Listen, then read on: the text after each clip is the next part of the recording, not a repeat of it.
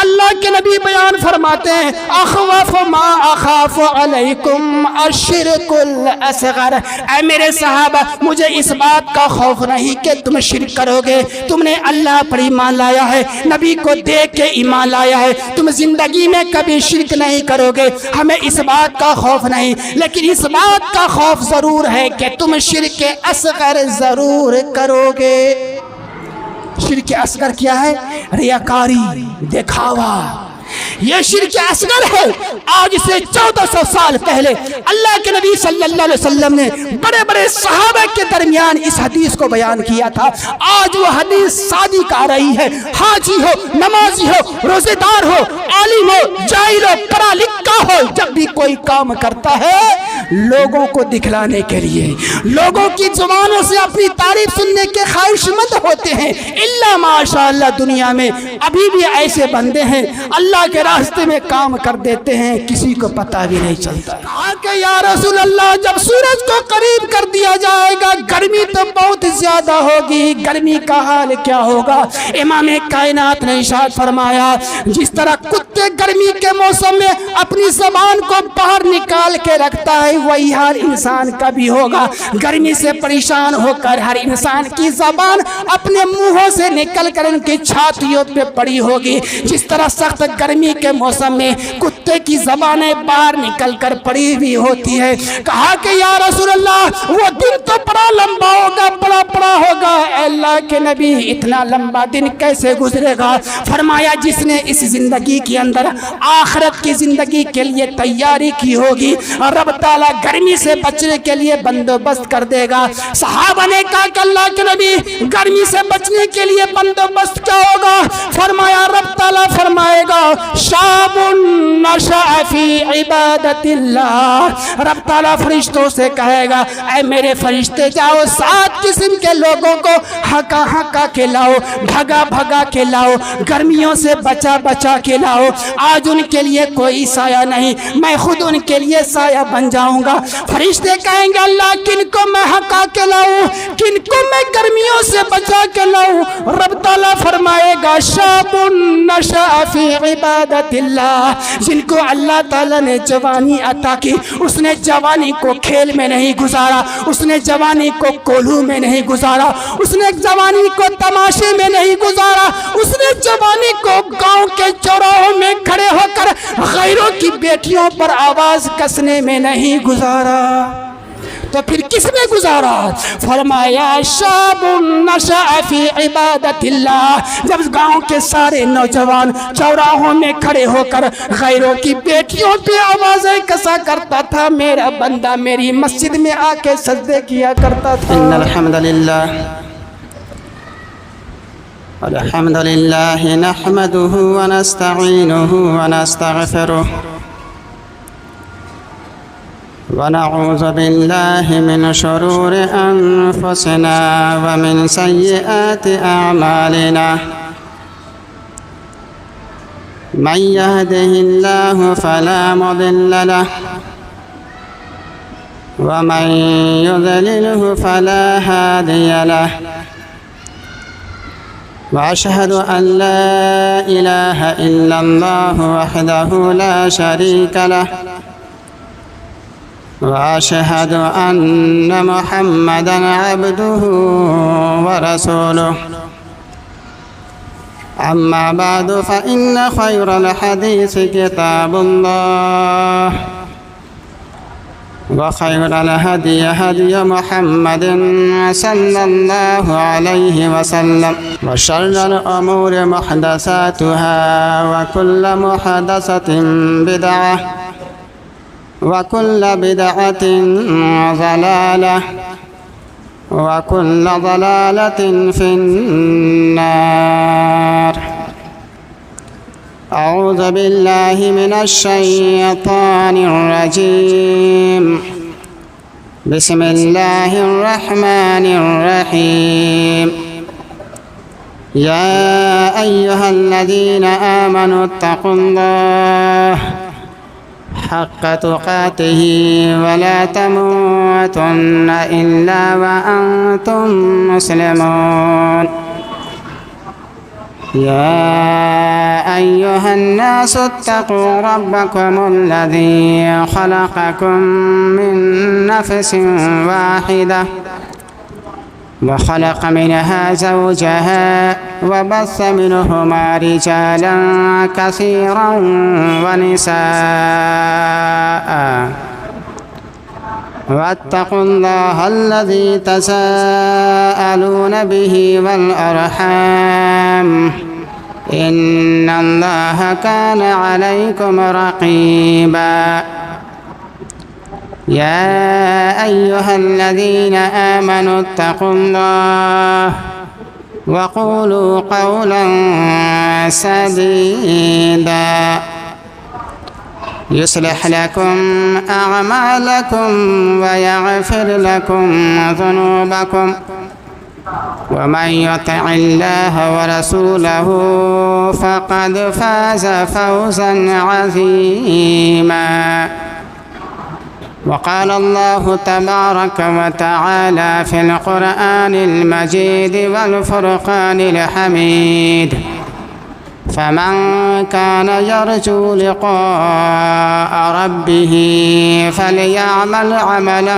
صالحا ولا يشرك بعبادة ربه أحدا وقال النبي صلى الله عليه وسلم إن الله لا يقبل من العمل إلا ما كان له خالصا وابتغي به وجهه وقال النبي صلى الله عليه وسلم إنما الأعمال بالنيات وإنما لكل امرئ ما نوى فمن كانت هجرته إلى دنيا يصيبها أو إلى امرأة ينكحها فهجرته إلى من هاجر إليه رب اشرح لي صدري ويسر لي أمري واحلل عقدة من لساني يفقه قولي سبحانك لا علم لنا إلا ما علمتنا إنك أنت العليم الحكيم ربنا زدنا علما ربنا زدنا علما ربنا زدنا علما تمام قسم کی تعریفات اللہ وحدہ لا شریک خالق کائنات مالک ارض و سما کے لیے ہے۔ وہ ذات مقدسہ مبارکہ مطہرہ جنہیں رب کائنات نے ساری کائنات کے لیے رحمت بنا کر بھیجا اور جن کے ذریعے کائنات کی ہدایت اور رہنمائی کا بندوبست فرمایا۔ درود و سلام کا نزول ہو اللہ کے ان تمام برگزیدہ انبیاء و رسول پر، خصوصیت کے ساتھ اللہ کے آخری نبی احمد مجتبی محمد مصطفیٰ رسول اکرم صلی اللہ علیہ وسلم پر۔ معزز سامعین کرام و حاضرین جمعہ، نوجوانوں، بزرگوں، عزیزوں، آج کے خطبے کے اندر جس موضوع کے تحت مجھے بیان دینا ہے، میرا موضوع ہے اعمال کی قبولیت میں اخلاص کا اثر۔ اسی موضوع کے تحت اپنی گفتگو آپ کی خدمت میں پیش کریں گے انشاءاللہ۔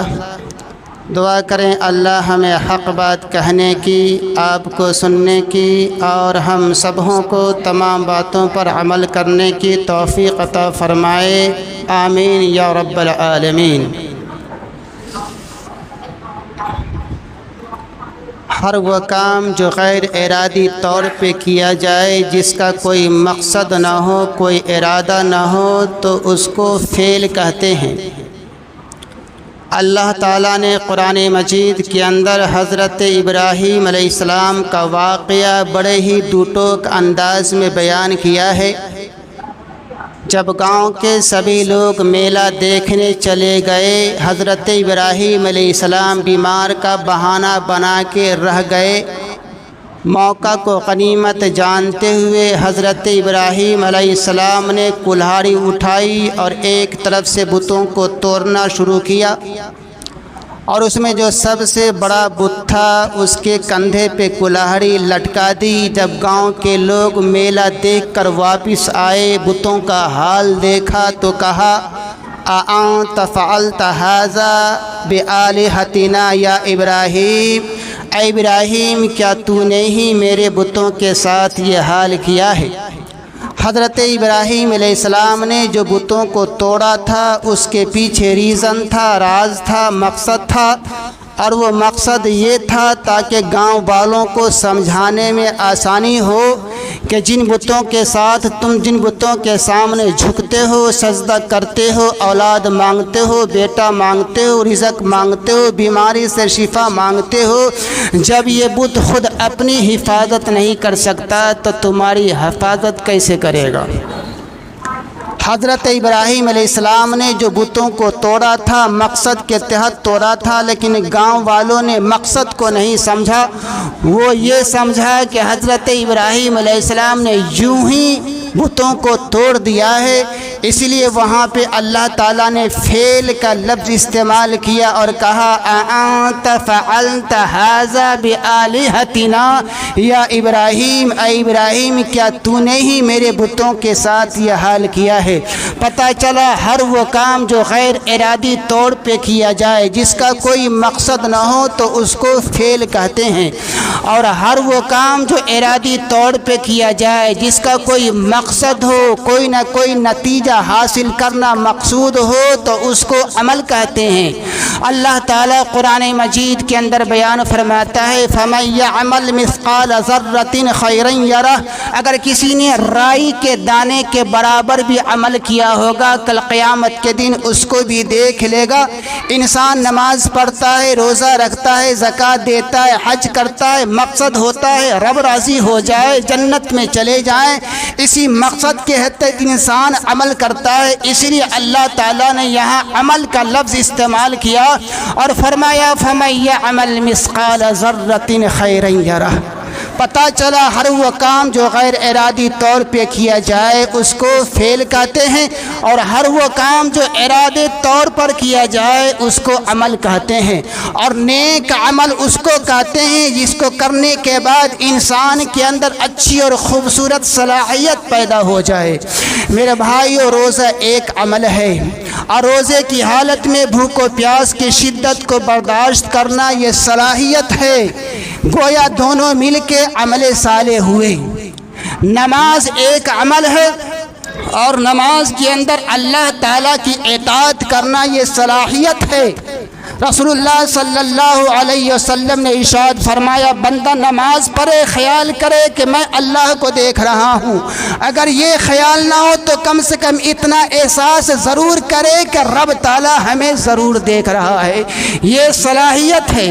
تو نماز ایک عمل ہے اور نماز کے اندر اللہ کی اطاعت کرنا یہ صلاحیت ہے، دونوں مل کے نیک عمل ہوئے، عمل صالح ہوئے۔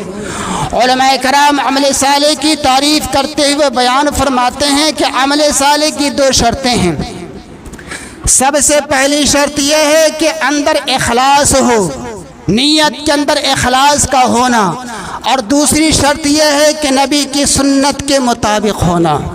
اسی لیے رسول اللہ صلی اللہ علیہ وسلم نے ارشاد فرمایا ان اللہ لا يقبل من العمل الا ما كان له خالصا وابتغي به وجهه، اللہ تعالیٰ صرف اسی عبادت کو قبول کرتا ہے، اسی عمل کو قبول کرتا ہے جو خالص اللہ کی رضا کے لیے ہوتا ہے۔ اور امام کائنات نے ارشاد فرمایا انما الاعمال بالنیات وانما لکل امرئ ما نوى فمن كانت هجرته الى دنیا يصيبها او الى امرأة ينكحها فهجرته الى ما هاجر الیہ۔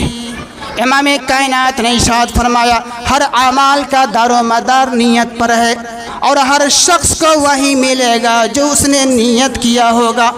اگر کسی نے مال کمانے کی نیت سے یا کسی عورت سے شادی کرنے کی نیت سے ہجرت کیا ہوگا تو اس کی ہجرت اسی کے لیے ہوگی جس کی نیت کی وجہ سے اس نے ہجرت کیا ہوگا۔ مکہ سے مدینہ تقریباً 500 کلومیٹر کی مسافت ہے۔ اللہ کے نبی صلی اللہ علیہ وسلم مکہ سے مدینہ گئے، یکے بعد دیگرے صحابہ کرام بھی مکہ سے مدینہ گئے۔ عرب کی گرمی تھی، جون کا مہینہ تھا، تپتی ہوئی ریت تھی، سلگتی ہوئی ریت تھی، پتھریلی زمین تھی۔ 500 کلومیٹر کی مسافت طے کر کے صحابہ کرام مدینہ گئے، اور مدینہ جانے میں 8 دن لگے، پورے 8 دن تک چلتے رہ گئے۔ میرے بھائیو سوچئے، نہ کوئی درخت تھا، نہ سایہ دار کوئی چیزیں تھی۔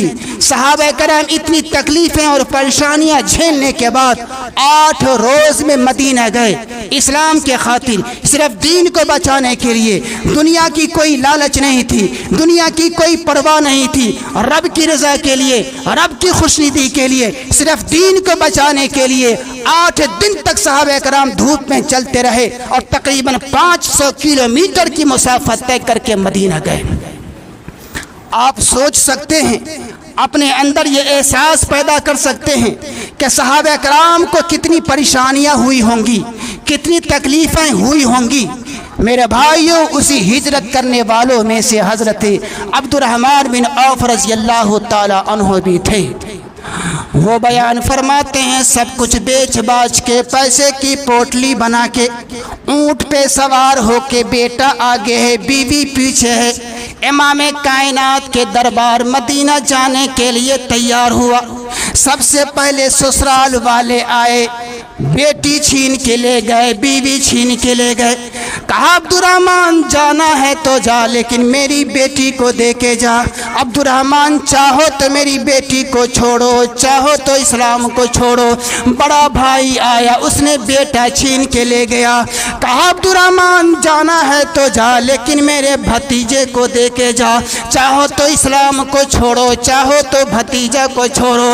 عبد الرحمن کہتا ہے دل پہ چوٹ پڑی، زخم پڑا، درد ہوا، آسمان کی طرف چہرہ اٹھا کے کہا اللہ یہ تو ایک بیٹا ہے، اگر 1000 بیٹا بھی ہوتا تو اسلام کے خاطر قربان کر دیتا۔ ایک اور بھائی آیا، پیسے کی پوٹلی چھین لی، اور بھائی آیا، اونٹنی چھین لی، اور بھی لوگ آئے، عبد الرحمن کے جسم کے کپڑے بھی اتار لیے۔ حضرت عبد الرحمن بیان فرماتے ہیں کہ میں اپنی شرمگاہ پہ درخت کے پتے ساٹ کے مدینہ جانے کے لیے تیار ہوا۔ عرب کی گرمی تھی، جون کا مہینہ تھا، تپتی ہوئی ریت تھی، سلگتی ہوئی ریت تھی، پتھریلی زمین تھی، بالو کا علاقہ تھا، سایہ دار کوئی درخت نہیں تھا۔ 8 روز تک مکہ سے مدینہ جانے کے لیے چلتے رہے، 500 کلومیٹر کی مسافت طے کرتے رہے۔ عبد الرحمن بیان فرماتے ہیں چلتے چلتے پاؤں میں چھالے پڑ گئے تھے اور پیاس کے مارے میرے ہونٹ پک گئے تھے۔ 8 دن چلتے چلتے مدینہ پہنچا۔ امام کائنات ظہر کی نماز پڑھانے کے بعد صحابہ کی طرف متوجہ ہوئے تو سب سے پہلے عبد الرحمن پہ نظر پڑی۔ پوچھا عبد الرحمن کب آئے؟ کہا یا رسول اللہ ابھی آیا ہوں۔ کہا کیسے آئے؟ کہا کہ اللہ کے نبی سب کچھ لٹوا کے آیا ہوں، بیوی چھنوا کے آیا ہوں، بیٹا چھنوا کے آیا ہوں، پیسے کی پوٹلی چھنوا کے آیا ہوں، اے اللہ کے نبی سب کچھ لٹوا کے آیا ہوں، جسم کے کپڑے بھی اتروا کے آیا ہوں، اے اللہ کے نبی سب کچھ لٹوا کے آیا ہوں، صرف دین کو بچا کے آیا ہوں۔ اللہ کے نبی نے جواب دیا عبد الرحمن اگر تم سب کچھ لٹوا کے آئے ہو اور دین کو بچا کے آئے ہو تو کچھ بھی لٹوا کے نہیں آئے بلکہ اللہ سے جنت پا کے آئے ہو۔ ایک انصاری صحابی کھڑا ہو گیا، کہا یا رسول اللہ اس کی جائیداد خریدی گئی، اس کی جائیداد لوٹی گئی ہے، مال چھینا گیا ہے۔ اللہ کے نبی میرے پاس جتنی جائیداد ہے 2 حصوں میں تقسیم کر دیجئے، آدھا مجھے دے دیجئے، آدھا عبد الرحمن کو دے دیجئے۔ کہا کہ اللہ کے نبی اس کا گھر بھی چھینا گیا ہے، میرے پاس 2 گھر ہے، ایک گھر میں لے لیتا ہوں، ایک گھر عبد الرحمن کو دے دیجئے۔ کہا کہ اللہ کے نبی اس کی بیوی چھینی گئی۔ اللہ اکبر۔ وہ صحابی کہتا یا رسول اللہ میرے پاس 2 بیویاں ہیں، اسے کہیے کسی ایک کو پسند کر لے، طلاق دے دیتا ہوں عدت گزارنے کے بعد، کہیے اس سے شادی کر لے۔ قربان جائیے مدینے کے انصاریوں پر جنہوں نے اسلام کے خاطر اپنے بھائی کے لیے بیوی تک کو بھی قربان کر دیا۔ میرے بھائیو سوچئے، غور کیجئے، دنیا کے اندر کوئی بھی شخص اپنی عزت کا سودا نہیں کرتا، مر جاتا ہے، خودکشی کر لیتا ہے، میرے بھائیو پیٹ میں چھوڑا بھونک لیتا ہے، اپنی عزت کو کسی کے حوالے نہیں کرتا، لیکن وہ مدینے کے انصار تھے، قربان جائیے ان کی قربانیوں پر، ان کی ہمدردی پر، اسلام کے خاطر اپنے بھائی کے لیے بیوی تک کو دینے کو تیار ہو گئے۔ مدینے کے انصاریوں نے جو قربانیاں پیش کی ہیں، قربانیوں کی جو مثال پیش کی ہے، اس سے پہلے نہ دنیا ایسی مثال پیش کی، نہ آج تک مثال پیش کر پاتی ہے، اور شاید قیامت تک ایسی مثال نہیں پیش کر پائے گی جو اخوت، ہمدردی اور بھائی چارگی کی مثال مدینہ کے انصاریوں نے پیش کی تھی۔ اتنی صعوبتیں اور پریشانیوں کو جھیلنے کے بعد صحابہ کرام مکہ سے مدینہ آئے۔ انہیں ہجرت کرنے والوں میں کون تھے؟ صحابہ تھے، جن کی نیکیوں کا اتنا بڑا مقام ہے کہ ساری کائنات مل کے سجدے میں پڑے رہے ساری زندگی، اس صحابہ کی نیکی کا مقابلہ نہیں کر سکتی۔ وہ نیک صحابہ جنہوں نے ہجرت کی، ہجرت کرنے کی وجہ سے اللہ تعالیٰ نے تمام کے تمام صحابہ کرام کے سارے گناہوں کو معاف فرما دیا، درگزر کر دیا۔ انہیں ہجرت کرنے والوں میں سے ایک وہ بھی تھا جنہوں نے اسلام کے خاطر ہجرت نہیں کیا تھا، رب کی رضا کے لیے ہجرت نہیں کیا تھا، بلکہ ام قیس جمیلہ نامی عورت سے شادی کرنے کی نیت سے ہجرت کیا تھا، جنہوں نے کہا تھا اگر تم سے محبت کرتے ہو، پیار کرتے ہو، مجھ سے شادی کرنا چاہتے ہو، اگر تم مجھ کو اپنا رفیق حیات، شریک حیات، لائف پارٹنر بنانا چاہتے ہو، مکہ سے مدینہ آ جاؤ، میں تم سے شادی کر لوں گی۔ میرے بھائیو سوچئے، غور کیجئے، وہ آدمی رب کی رضا کے لیے ہجرت نہیں کیا تھا، بلکہ جمیلہ نام کی عورت سے شادی کرنے کے لیے ہجرت کیا تھا۔ اسی لیے جب بھی نیت کی بات آتی ہے اور انما الاعمال بالنیات کی حدیث سنائی جاتی ہے، علماء کرام کو بتلانا پڑتا ہے، علماء کرام کو کہنا پڑتا ہے کہ اس نے اللہ کی رضا کے لیے ہجرت نہیں کی تھی، بلکہ جمیلہ نامی عورت سے شادی کرنے کے لیے ہجرت کی تھی، اس لیے انہیں ہجرت کا ثواب نہیں ملے گا۔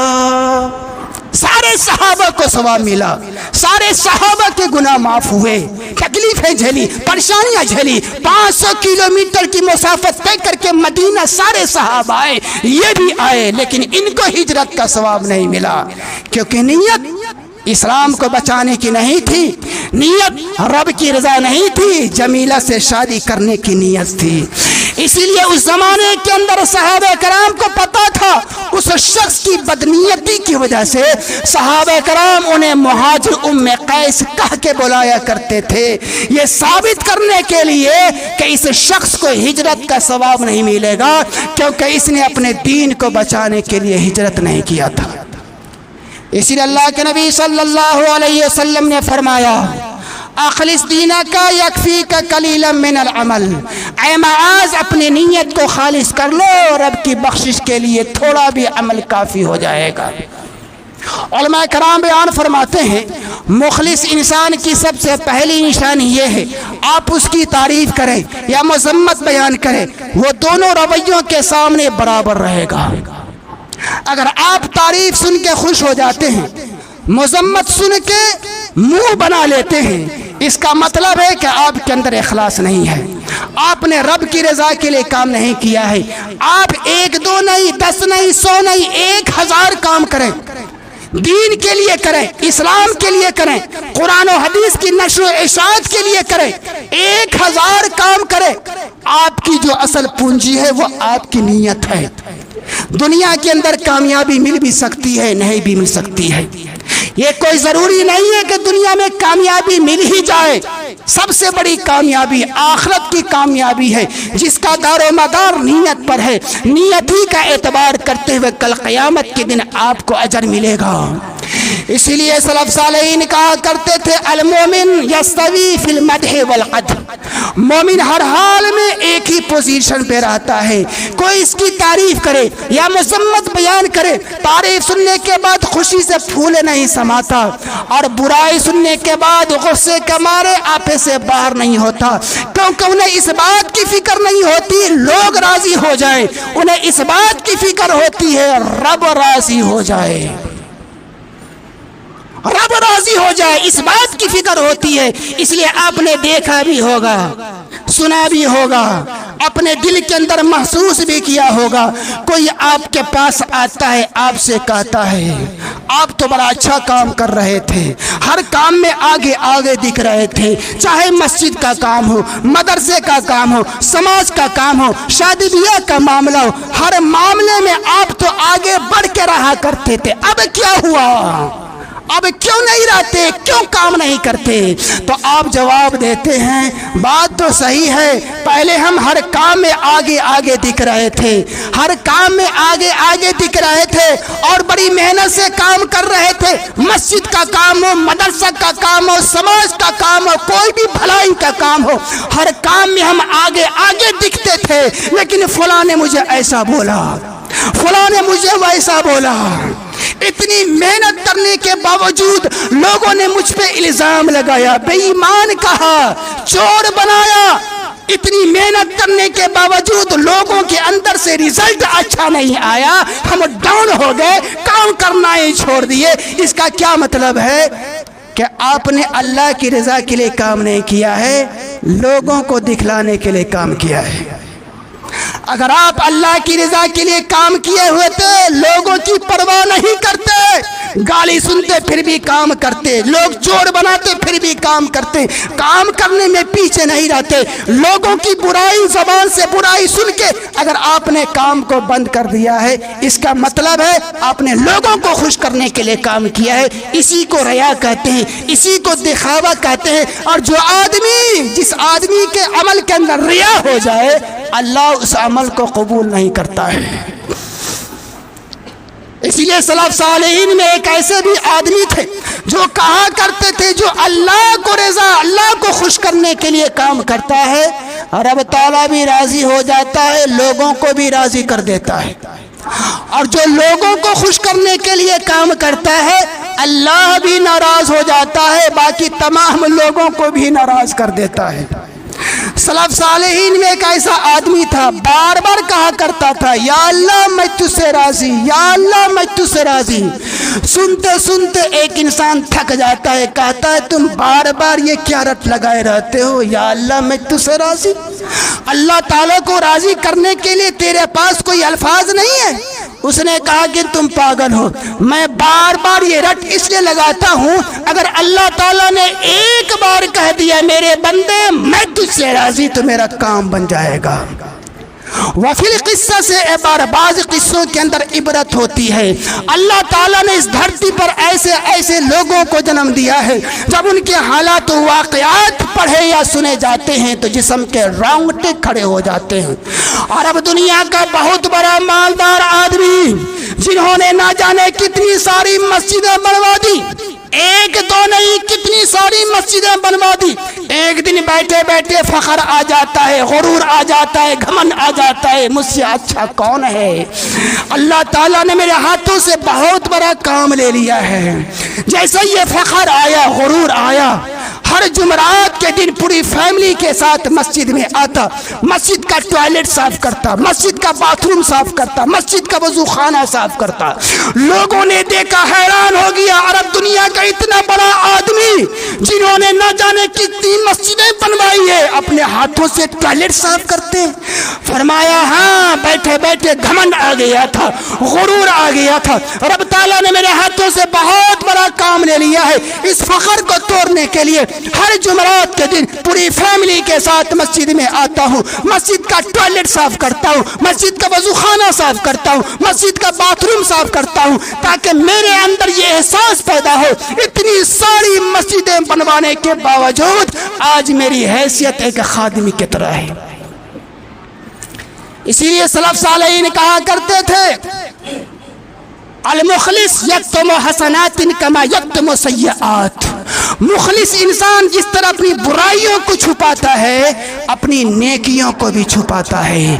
مسجد تعمیر ہونے کے بعد بہت بڑا افتتاحی جلسہ ہوا، بڑے بڑے مولانا آئے، لمبی چوڑی تقریریں ہوئی، اسٹیج پہ ایک خالی کرسی کو رکھا گیا اور کہا گیا ذرا آپ کرسی پہ بیٹھ جائیں تاکہ لوگوں کو دکھنے میں آ جائے کہ مسجد بنوانے والا فلاں ہے۔ اس نے ہاتھ جوڑ کے کھڑا ہو گیا، کہا اللہ کے واسطے مجھے لوگوں کے سامنے کھڑا مت کرو، میں نے لوگوں کو خوش کرنے کے لیے کام نہیں کیا ہے، رب کی رضا کے لیے کام کیا ہے۔ اس لیے میں بارہا کہا کرتا ہوں، اگر اللہ تعالیٰ نے آپ کے ہاتھوں سے کسی مسجد کا کام لے لیا ہے، جہاں تک ہو سکے اپنے آپ کو پیچھے رکھیے، نام کو آگے مت بڑھائیے۔ اللہ تعالیٰ نے آپ کے ہاتھوں سے کسی مدرسے کا کام لے لیا ہے، جہاں تک ہو سکے اپنے آپ کو پیچھے رکھیے، نام کو آگے مت بڑھائیے۔ اللہ تعالیٰ نے آپ کے ہاتھوں سے سماج کا بہت بڑا کام لے لیا ہے، اللہ کے واسطے جہاں تک ہو سکے اپنے آپ کو پیچھے رکھیے، نام کو آگے مت بڑھائیے۔ امام کائنات نے ارشاد فرمایا، اخوف ما اخاف علیکم الشرک الاصغر۔ صحابہ کرام بیٹھے ہیں، ابو بکر بیٹھے ہیں، عمر بیٹھے ہیں، علی حیدر کرار بیٹھے ہیں۔ 10 مبشرہ میں سے وہ 10 صحابہ جن کا نام لے لے کے اللہ کے نبی نے جنت کی بشارت دی تھی، او ابو بکر تم جنتی، عثمان تم جنتی، علی تم جنتی، عمر تم جنتی، او سعد بن ابی وقاص تم جنتی، علی حیدر کرار تم جنتی، ابو عبیدہ بن جراح تم جنتی، سعید تم جنتی، عبد الرحمن بن عوف تم جنتی، او طلحہ تم جنتی، او زبیر تم جنتی۔ 10 مبشرہ میں سے سارے صحابہ موجود ہیں، ساتھ میں ابو ہریرہ بھی موجود ہے، اتنے بڑے بڑے صحابہ موجود ہیں۔ اللہ کے نبی بیان فرماتے ہیں، اخوف ما اخاف علیکم الشرک الاصغر۔ اے میرے صحابہ، مجھے اس بات کا خوف نہیں کہ تم شرک کرو گے، تم نے اللہ پر ایمان لایا ہے، نبی کو دیکھ کے ایمان لایا ہے، تم زندگی میں کبھی شرک نہیں کرو گے، ہمیں اس بات کا خوف نہیں، لیکن اس بات کا خوف ضرور ہے کہ تم شرک اصغر ضرور کرو گے۔ شرک اصغر کیا ہے؟ ریاکاری، دکھاوا، یہ شرک اصغر ہے۔ آج سے 1400 سال پہلے اللہ کے نبی صلی اللہ علیہ وسلم نے بڑے بڑے صحابہ کے درمیان اس حدیث کو بیان کیا تھا۔ آج وہ حدیث صادق آ رہی ہے، حاجی ہو، نمازی ہو، روزے دار ہو، عالم ہو، جاہل ہو، پڑھا لکھا ہو، جب بھی کوئی کام کرتا ہے لوگوں کو دکھلانے کے لیے، لوگوں کی زبانوں سے اپنی تعریف سننے کے خواہش مند ہوتے ہیں۔ الا ماشاء اللہ دنیا میں ابھی بھی ایسے بندے ہیں اللہ کے راستے میں کام کر دیتے ہیں، کسی کو پتہ بھی نہیں چلتا ہے، کسی کو خبر بھی نہیں ہوتی۔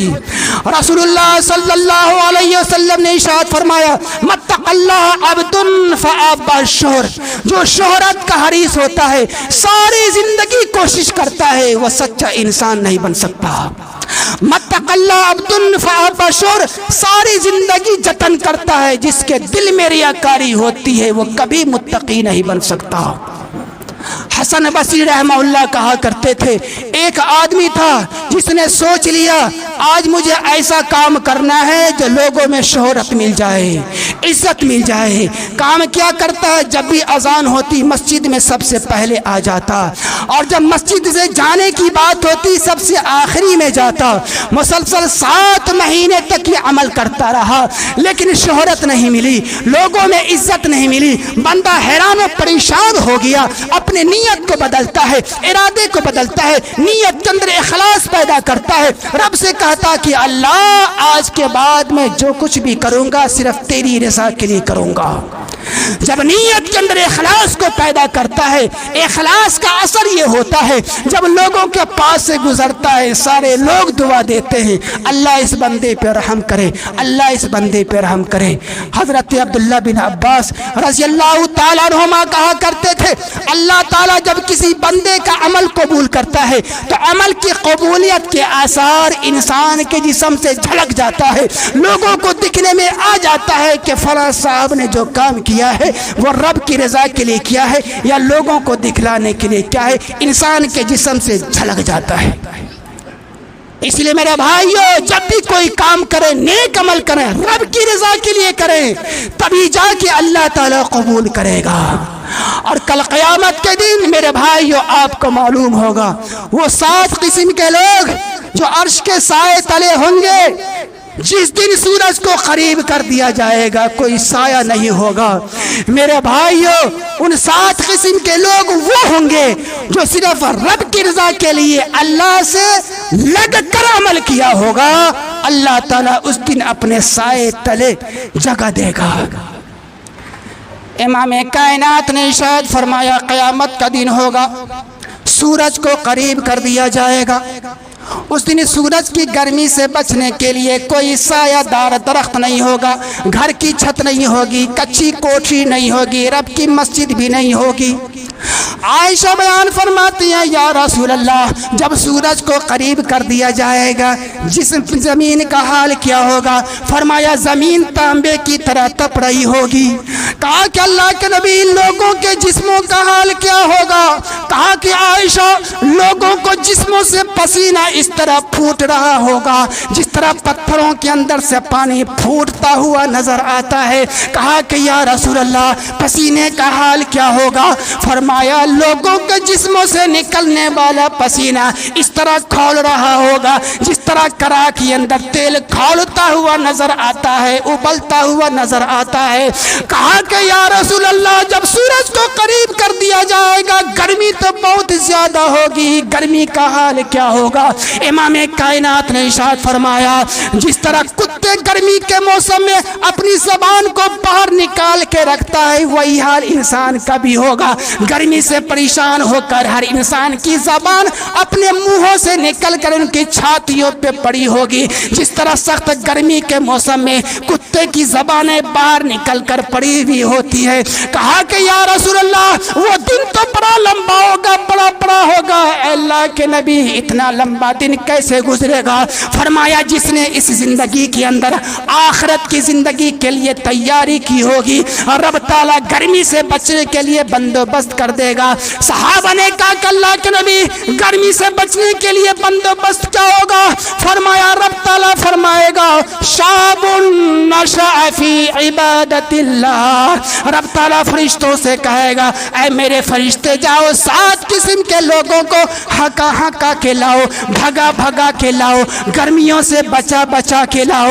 آج ان کے لیے کوئی سایہ نہیں، میں خود ان کے لیے سایہ بن جاؤں گا۔ فرشتے کہیں گے اللہ کن کو میں ہکا کے لاؤں، کن کو میں گرمیوں سے بچا کے لاؤں؟ رب تعالیٰ فرمائے گا شاب نشأ فی عبادت اللہ، جن کو اللہ تعالیٰ نے جوانی عطا کی، اس نے جوانی کو کھیل میں نہیں گزارا، اس نے جوانی کو کولو میں نہیں گزارا، اس نے جوانی کو تماشے میں نہیں گزارا، اس نے جوانی کو گاؤں کے چوراہوں میں کھڑے ہو کر غیروں کی بیٹیوں پر آواز کسنے میں نہیں گزارا، تو پھر کس میں گزارا؟ فرمایا شاب نشأ فی عبادت اللہ، جب گاؤں کے سارے نوجوان چوراہوں میں کھڑے ہو کر غیروں کی بیٹیوں پہ آوازیں کسا کرتا تھا، میرا بندہ میری مسجد میں آ کے سجدے کیا کرتا تھا۔ शाबुन नशअ फी इबादतिल्लाह, जाओ उस जवान को बुला के लाओ जिसको मैंने जवानी अता की। उसने जवानी को दीवानी नहीं बनाया, उसने जवानी को मस्तानी नहीं बनाया, बल्कि उसने जवानी को रब की इबादत में गुजारा। फरमाया रजुलान तहाबा फिल्लाह व तबागज़ा फिल्लाह, जाओ उन दो नौजवान को, आदमियों को बुला के लाओ जिनके दरमियान कोई खून का रिश्ता नहीं था, कोई कबीले का रिश्ता नहीं था, कोई खानदान का रिश्ता नहीं था। अगर दोनों इकट्ठा हुए तो रब की मोहब्बत में इकट्ठा हुए, दोनों जुदा हुए तो रब की मोहब्बत में जुदा हुए। जिन्होंने दोस्ती की तो अल्लाह के लिए, दुश्मनी की तो अल्लाह के लिए। फरमाएगा जाओ उसको बुला के लाओ जिसका दिल हमेशा नमाज के लिए लटका हो रहता था, फजर पढ़ के जाता ज़ोहर का इंतजार, असर पढ़ के जाता मगरिब का इंतजार, इशा पढ़ के जाता फजर का इंतजार। फरमाएगा जाओ उस जवान को बुला के लाओ जिसको मैंने जवानी अता की और उसको किसी जवान खूबसूरत औरत ने ज़िना की दावत दी और उसने ज़िना की दावत पर लब्बैक नहीं कहा। जाओ उसको बुला के लाओ जिसने दाएं से नेकी की तो बाएं को खबर नहीं और बाएं से नेकी की तो दाएं को खबर नहीं। रब ताला फरमाएगा जाओ उसको बुला के लाओ जो रात की तारीकी के अंदर उसकी आंखों से आंसू बहे हैं तो अल्लाह की मोहब्बत में, अल्लाह की याद में बहे हैं। रसूलुल्लाह सल्लल्लाहु अलैहि वसल्लम ने इरशाद फरमाया रब ताला ने 3 किस्म की आंखों पे जहन्नम को हराम कर दिया है। सबसे पहली आंख जो ईमान की हालत में नबी को देखने वाली हो, दूसरी वो आंख जो अल्लाह के रास्ते में पहरा देने वाली हो, और तीसरी वो आंख जो अल्लाह की याद में आंसू बहाने वाली हो और रोने वाली हो। अल्लाह ने इन 3 किस्म के लोगों पर, आंखों पर जहन्नम को हराम कर दिया है। रब ताला फरमाएगा जाओ उस इमाम को बुला के लाओ, उस सरदार को बुला के लाओ जिसको मैंने सरदारी अता की। उसने सरदारी को लोगों पर जुल्म करके नहीं गुजारा बल्कि उसने दुनिया के अंदर उस कानून को नाफिज किया है जिस कानून को रब ताला ने कुरान मजीद के अंदर नाजिल किया है। जाओ इन 7 किस्म के लोगों को गर्मियों से बचा के लाओ। आज कोई साया नहीं, मैं खुद उनके लिए साया बन जाऊंगा। ये 7 किस्म के लोग वो होंगे जो दुनिया के अंदर इखलास के साथ लगकर अल्लाह ताला की इबादत को किया होगा। अल्लाह ताला उस दिन इन्हें अपने अर्श के साए तले रखेगा। सहाबे कराम में से जब कोई किसी की तारीफ करता तो जवाब देते अल्लाहुम्मा ला तुआखिज़नी मिम्मा यक़ूलून वजअलनी खैरन मिम्मा यज़ुन्नून वग़फिर ली मिम्मा ला यअलमून। या अल्लाह इसने मेरी तारीफ की है, मैंने अपनी ज़बान से तारीफ नहीं की है, मौला इस तारीफ से तू मेरा मुआख़ज़ा न करना। वजअलनी खैरन मिम्मा यज़ुन्नून, या अल्लाह इनका गुमान है मैं बहुत अच्छा हूँ, मेरे मालिक मुझे इनके गुमान से भी ज्यादा अच्छा बना देना। वग़फिर ली मिम्मा ला यअलमून, या अल्लाह तू जानता है मेरी कमी कोताही को, मेरे अंदर की बातों को, बाहर की बातों को तू जानता है। मैं छुपा के कौन सा काम करता हूँ, दिखा के कौन सा काम करता हूँ, या अल्लाह ये नहीं जानता, तू तो जानता है। मेरे मालिक मेरी उस कमी कोताही को भी तू दूर फरमा देना। रसूलुल्लाह सल्लल्लाहु अलैहि वसल्लम ने इरशाद फरमाया इज़ा रअयतुमुल मद्दाहीन फहसू फी अफ़वाहिहिमुत तुराब, जब कोई आदमी तुम्हारे मुंह पे तारीफ करे तो उसके मुंह में मिट्टी झोंक दो। हजरत अबू दरदा रज़ियल्लाहु तआला अन्हु ये कैसे सहाबी थे, एक बंदा आया मुसीबत में थे, परेशानी में थे, लेकिन फिर भी मोहब्बत में तारीफ की। बंदा गया बाहर, मिट्टी लेके आया, मुंह में झोंक दिया, कहा ये किया मैं तो आपकी मोहब्बत में आपकी तारीफ की और तारीफ का सिला ये मिला, आपने मिट्टी झोंक दी। कहा मैंने कोई गलत नहीं किया, नबी की सुन्नत पे अमल किया है। फरमाया इज़ा रअयतुमुल मद्दाहीन फहसू फी अफ़वाहिहिमुत तुराब, जब कोई तुम्हारे मुंह पे तारीफ करे उसके मुंह में मिट्टी झोंक दो। मेरा भाई और मुंह पे तारीफ करना ये गुनाह नहीं है, बल्कि हौसला अफजाई के लिए मुंह पे तारीफ किया जा सकता है। अगर आप मुंह पे तारीफ नहीं करेंगे, किसी ने आपके साथ हमदर्दी की है, किसी ने आपका साथ दिया है, किसी ने आपकी मदद की है, किसी ने आपको नसीहत की है, अगर आप मुंह पे तारीफ नहीं करेंगे बंदा एहसास कमतरी का शिकार हो सकता है। हौसला अफजाई के लिए मुंह पे तारीफ تعریف کرنا جائز اور درست ہے میرے بھائیو، غلط نہیں ہے، لیکن اکثر و بیشتر منہ پہ تعریف کرنے سے انسان کے دل میں ریا آ جاتا ہے، ریا کا امکان پیدا ہو جاتا ہے۔ اسی ریا اور دکھاوا سے بچنے کے لیے اللہ کے نبی صلی اللہ علیہ وسلم نے ارشاد فرمایا اذا رأیتم المداحین فأسوا فی افواہہم التراب، جب کوئی تمہارے منہ پہ تعریف کرے اس کے منہ میں مٹی جھونک دو، نہیں، اس کو سمجھاؤ اللہ کے واسطے منہ پہ تعریف مت کرو، اگر تعریف کرنا ہے پیٹھ پیچھے لوگوں کے بیچ میں تعریف کیا کرو۔ حضرت ابو بکر صدیق رضی اللہ تعالیٰ عنہ کو کسی نے کہا تم عجیب آدمی ہو، کہا تم جتنا عجیب سمجھتے ہو میں اس سے بھی کہیں زیادہ عجیب ہوں۔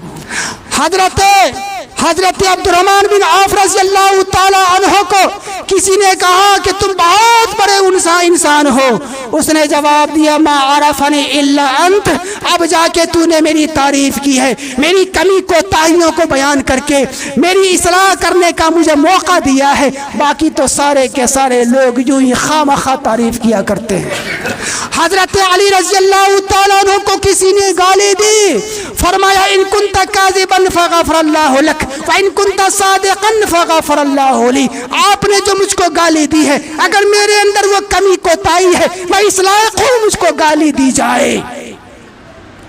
آپ سے میں گزارش کرتا ہوں اس کمی کوتاہی کی وجہ سے آپ اللہ سے دعا کر دیجئے کہ اللہ ہماری اس کمی کوتاہی کو دور کر دے، لیکن اگر ہمارے اندر وہ کمی کوتاہی نہیں، میرے اندر وہ برائی نہیں، اور خواہ آپ نے میری شکایت کی ہے، آپ نے مجھے گالی دیا ہے، تو میں اللہ سے آپ کے لیے دعا کرتا ہوں کہ اللہ آپ کے گناہوں کو معاف فرما دے۔